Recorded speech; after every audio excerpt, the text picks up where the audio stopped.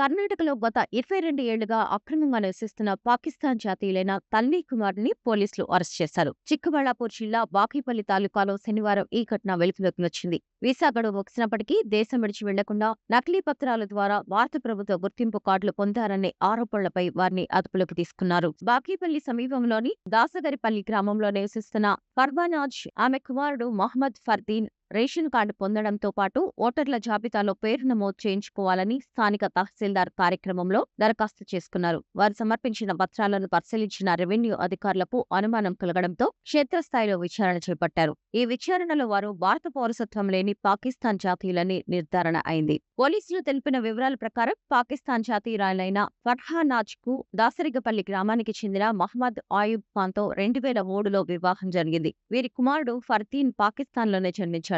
అనంతరం కొన్నాళ్లకు ఈ కుటుంబం భారత్లో స్థిరపడింది. అయితే వీసా గడువు ముగిసిన తర్వాత కూడా వారు పాకిస్తాన్కు తిరిగి వెళ్లకుండా బెంగళూరు చిరునామాలను ఉపయోగించి నకిలీ ఆధార్ కార్డులు, కుల ధృవీకరణ పత్రాలు సృష్టించి బ్యాంకు ఖాతాలు కూడా పొందినట్లు అధికారులు గుర్తించారు. ఈ ఘటనపై కేసు నమోదు చేసిన పోలీసులు తల్లి కొడుకులను అరెస్ట్ చేశారు. ఈ నకిలీ పత్రాల జారీ వెనుక ఇతరుల ప్రమేయం ఏమైనా ఉందా అనే కోణంలో దర్యాప్తు కొనసాగిస్తున్నారు.